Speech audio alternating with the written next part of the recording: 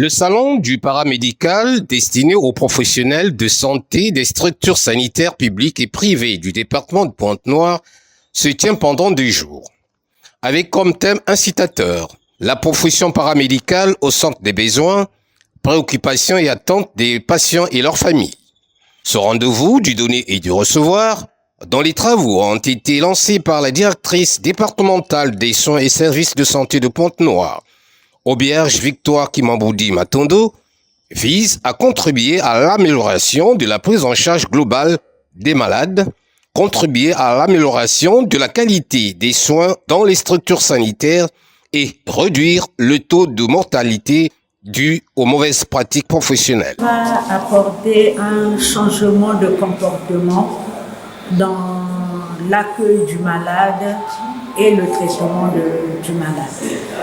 J'insiste, l'accueil et le traitement du malade. C'est une formation continue pour nos agents de santé.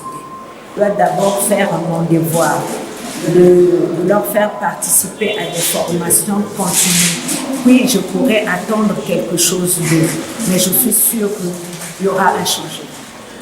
Plusieurs thématiques vont être développées au cours de cet espace des échanges interprofessionnels. Vite, on pense par exemple à l'accueil et la communication interne et externe en milieu hospitalier, la communication et le partenariat entre soignés et soignants, l'hygiène hospitalière et la gestion des déchets médicaux, la prévention et la prise en charge des maladies cardiovasculaires, du cancer et du paludisme.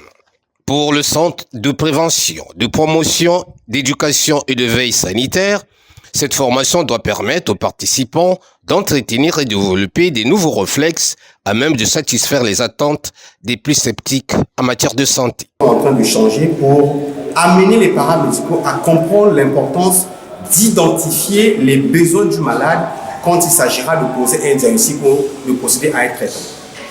Alors, ce que nous attendons des participants, c'est une participation en termes d'échange, en termes de débat, parce que dans la salle, il y a bien entendu des connaisseurs et nous attendons d'eux qu'ils apportent leur modeste contribution afin que les débats soient vraiment des débats scientifiques. Et vous savez que quand on échange, on bénéficie de quelque chose. Donc nous attendons également que les participants, au retour de leur structure, puissent appliquer le message que nous allons leur transmettre aujourd'hui. Mais tout ça pour le bien du malade, mais aussi pour le bien de la profession paramédicale. Les participants, composés essentiellement des médecins, paramédicaux, sages-femmes, techniciens de laboratoire et étudiants, se disent satisfaits de s'abreuver des nouvelles connaissances professionnelles. Je sais que ça sera un peu facile, mais on